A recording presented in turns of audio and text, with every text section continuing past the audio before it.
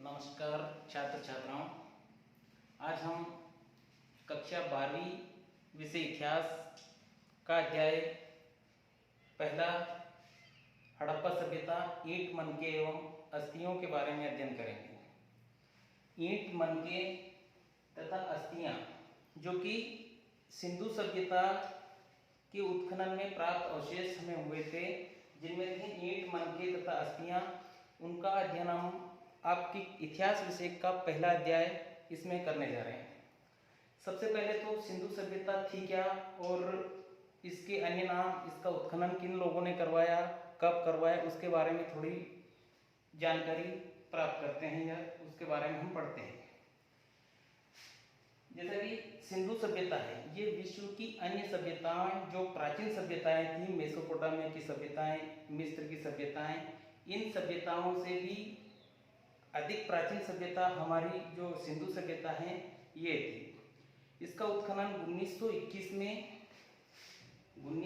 में राय बहादुर दयाराम साहनी ने हड़प्पा नामक स्थान पर करवाया, इसलिए इसका नाम हड़प्पा सभ्यता भी कहा जाता है।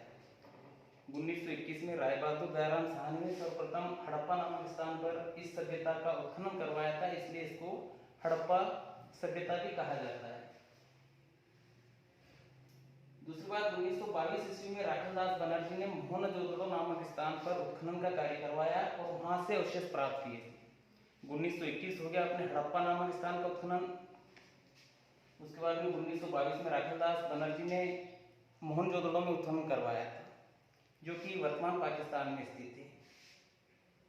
सिंधु सभ्यता को दो नामों से जाना जाता है, एक सिंधु घाटी सभ्यता और दूसरा हड़प्पा सभ्यता। दोनों के नाम हड़प्पा इसलिए रखे, पहला नाम कि इसकी खोज सर्वप्रथम हड़प्पा नामक स्थान से हुई, इसलिए हड़प्पा सभ्यता कहा जाता है। दूसरा, सिंधु घाटी नदी इसलिए कहा जाता है क्योंकि जो सभ्यता थी ये सिंधु घाटी के क्षेत्र में, या सिंधु नदी जो थी, प्राचीन सिंधु नदी के क्षेत्रों में इस सभ्यता के अवशेष प्राप्त हुए, इसलिए इसका नाम सिंधु सभ्यता भी कहा जाता है। हड़प्पा सभ्यता की सबसे विशिष्ट पुरा वस्तुएं, प्राचीन वस्तुएं, पुरा वस्तुएं यानी प्राचीन समय की जो वस्तुएं हैं, उसमें सिंधु घाटी सभ्यता की जो सबसे प्राचीन वस्तु है वह है संभवतः मोहर, हड़प्पाई मोहर। जो मोहरें होती थी वो है ना, मोहरों का निर्माण उस समय सिंधु सभ्यता के समय सेल खड़ी नामक पत्थर से किया गया। सेल खड़ी नामक पत्थर जो होते थे उससे उस समय की मोहरें बनती थी, वो उस समय की सबसे प्राचीन या पुरा वस्तु मानी जाती है हड़प्पा सभ्यता के समय की। इन मोहरों पर जो है जानवरों के चित्र तथा ऐसी लिपि के चिन्ह उत्कीर्ण या उन पर लिखे हुए होते थे जिन्हें अभी तक पढ़ा नहीं गया है।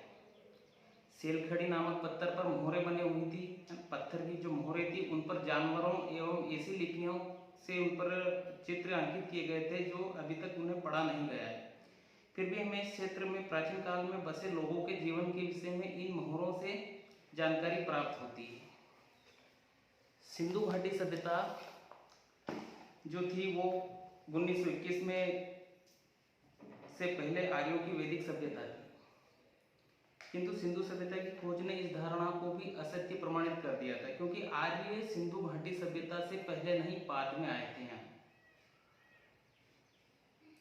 सर्वप्रथम इस महत्वपूर्ण सभ्यता के अवशेषों का पता 1921-22 में लगाया गया था, 1920 के दशक में, और उस समय सर जॉन मार्शल इस सभ्यता का नाम सिंधु सभ्यता कहा।